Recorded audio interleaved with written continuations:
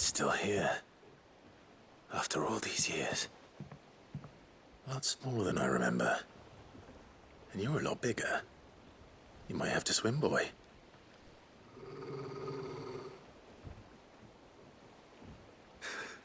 I wasn't being serious.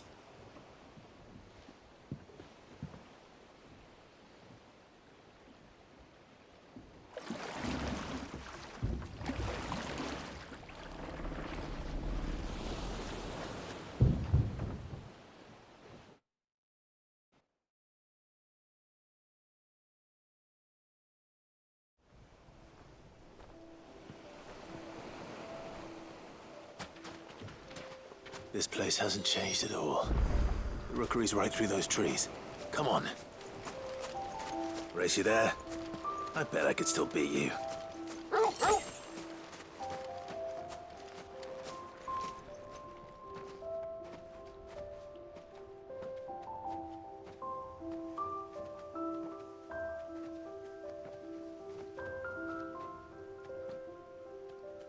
Here we are.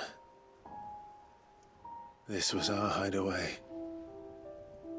Wasn't it, Torgal?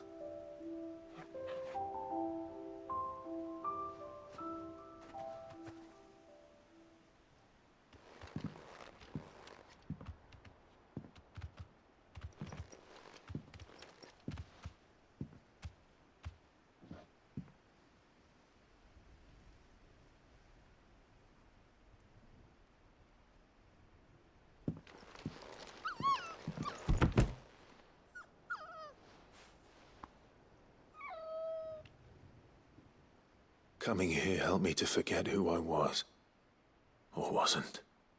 Prince, shield. Son his mother could love. Had I been any one of those things?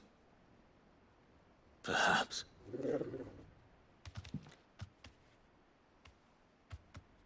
What is it, boy?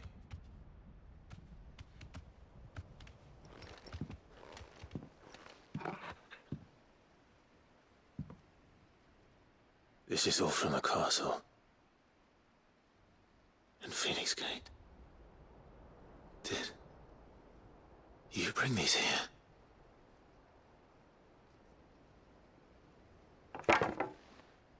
My sparring sword.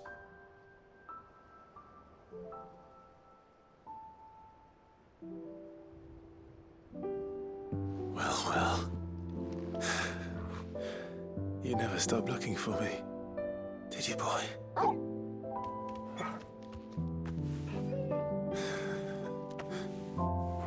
Thank you, Torgal. For never giving up. For never forgetting.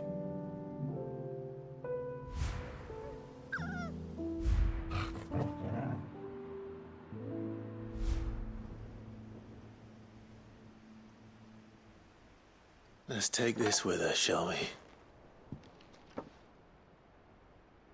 So I don't forget either.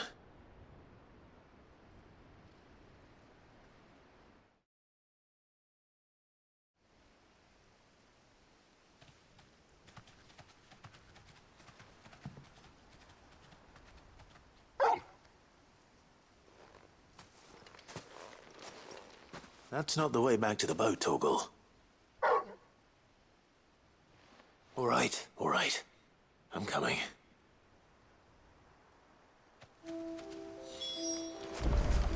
I think I know where we're going.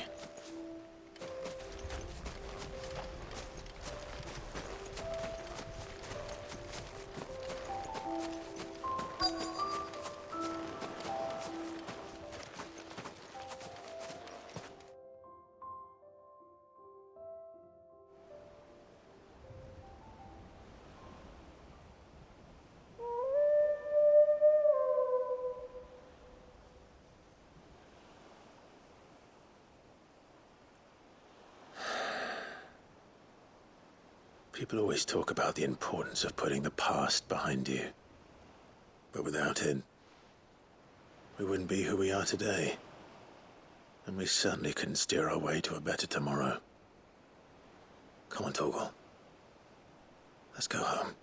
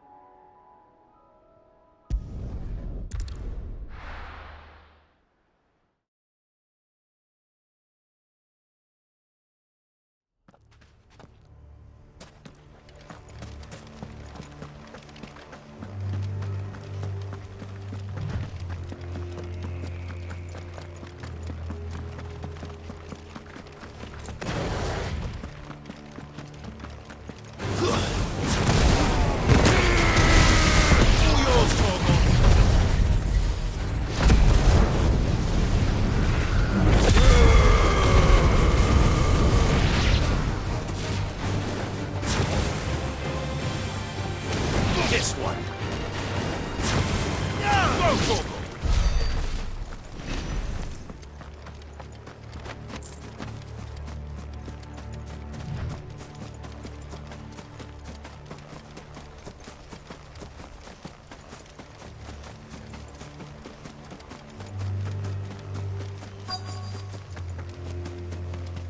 The entire village looks abandoned. Now, which house would a bookworm live in?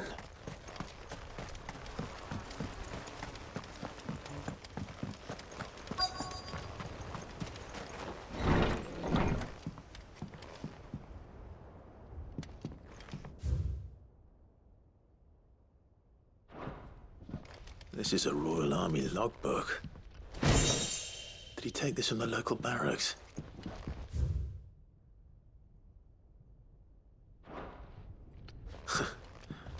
His interests were certainly varied.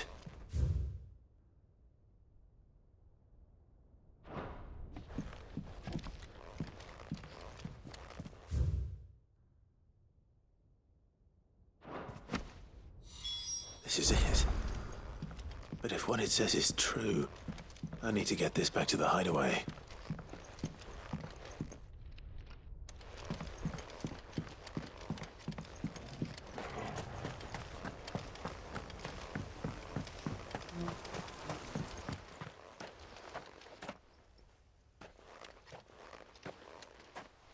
Leaving so soon, stranger?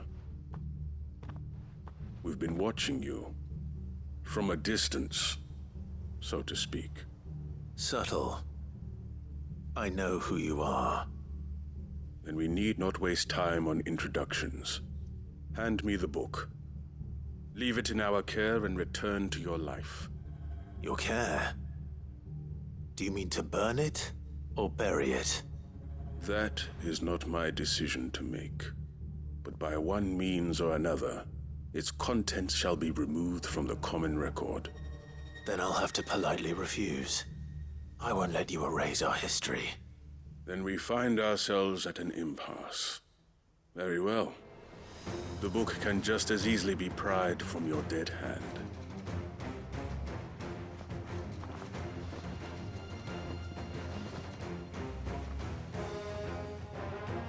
Let's see, shall we?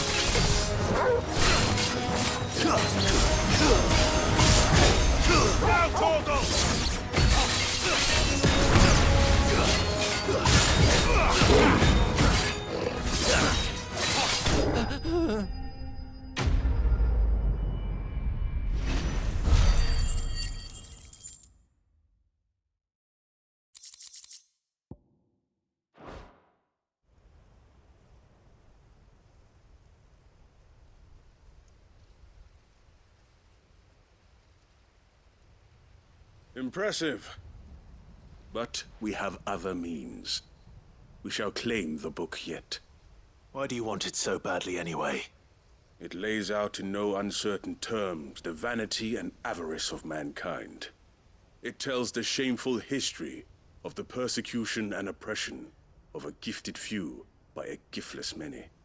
Would you say that this interpretation was correct? I don't know. You don't know. Your sword may be sharp, but your wits are dull. So let me answer for you. There is no correct interpretation of history. That a series of events took place may be proved beyond a doubt. But there can be no single, immutable explanation as to why they came to pass. It is a question of numbers and of belief.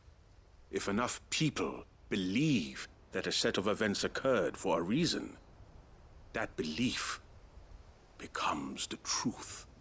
So you're trying to control the truth? We are trying to protect people from themselves, from knowledge that would bring them naught but pain. That is all. You may keep the book, for now. The world is small. We shall meet again. Until then. Wait! Damn it. Let's get this back to Vivian. Perhaps she can explain what that was all about.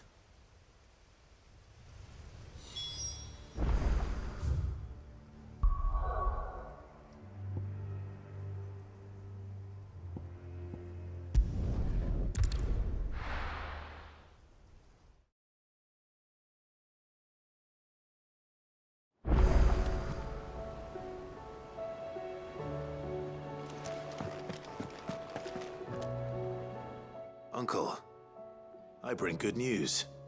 The Field Marshal has agreed to your plan. Ha! Of course he has. I didn't doubt you for a moment, dear boy. Rutherford is accompanying him back to your manor in Porter's Alder as we speak. They will await your return there. As will one other. One other? Who, exactly? Lord Havel was concerned that even if he could get the realm's armies to agree to an accord, he might not be as successful in convincing those with political power. He asked if I might have a solution, and I suggested a certain Imperial Lord Magistrate turned Liberator. One of your co-conspirators? Master Quinton would probably call me one of his, but yes. Another outlaw, then. Just the thing we need to put these rotten politicos in their places. Good thinking, Clive. I'm glad you approve. The more the merrier, eh? Uncle, assuming Havel and Quinton can solve our problem with the armies, you still haven't mentioned how we might manage the grain shortages. Oh, don't you worry, my boy. The 7 high houses will be seeing to that. They have all agreed to make the most generous of donations. Oh, of course, it did take a little persuasion, but luckily I had some unexpected help. From who? Why, you, my boy. Rumor has it that you rescued the Lady Ariane's head steward Rockford from a horde of bloodthirsty bandits. It was more of a handful. Well, the old battle axe was so pleased. She had a shipload of talents delivered to my private docks by the next new moon. And when the other houses saw the parsimonious old crone's purse strings finally loosen, they as good as tripped over themselves in the rush to follow suit. I'm happy to hear it. Now, I must be getting back to the manor. Join us there at your earliest convenience, would you? Of course, Uncle.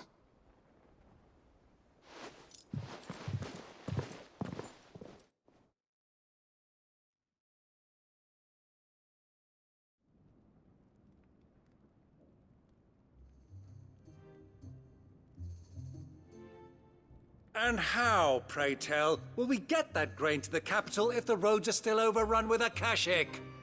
You'll find another bloody road. I only have so many men, and I'm not about to send them headlong into an ether flood.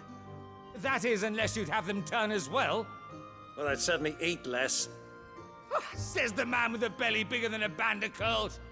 My soldiers actually need their rations. Without any food to keep them going, they'll be dead even before you've sent them on your fool's errand. If I may, gentlemen, perhaps I might suggest an alternative approach. Though supply routes are indeed disrupted, there is no shortage of ships. Indeed, they bob away in every bay from here to Randalar, awaiting a safe haven.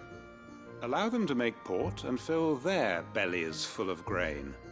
And once those who crowd the cities are fed, ferry the displaced back to the countryside to work the fallow fields. But I'm sure that you wish to continue your discussion. Forgive the interruption. Two such firm friends as yourselves need no help from the likes of me. Rutherford spoke fondly of the great bond between you. Us? Friends? I can't stand the man! Clive, I'm beginning to question the quality of the company you keep. And what kind of company were you expecting him to keep? The man's a criminal! Criminal? How dare you? You are not fit to breathe the same air as this fine, upstanding young gentleman. Upstanding? He calls himself Sid the Bloody Outlaw! Once more onto the breach.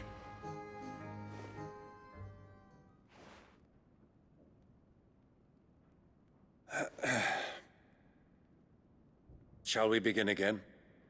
What we seek here is not to create a new nation, nor to claim the thrones of those that already exist. We wish simply to bring stability to the realm that mankind might weather the current storm. And to do that, we must convince those in power, the generals, the statesmen, the nobles, that our cause is just. There will be disagreements, yes. And I imagine some resistance, much resistance. But we cannot let that deter us. If we show them the path, show them that we walk it ourselves, then I am confident they will follow. The fate of the world lies in my nephew's hands, but the well-being of her people lies in ours. And we must not squander the chance that Clive has given us. Uncle Byron, Now, with that settled, let's move on to the signing of the Accord. For what great moment in history hasn't been accompanied by a little ceremony?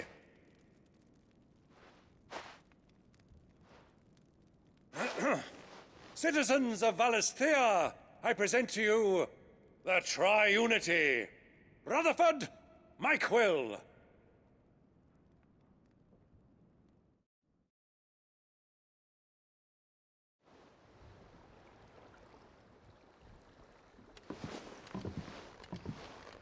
Well, my boy, the stage is set.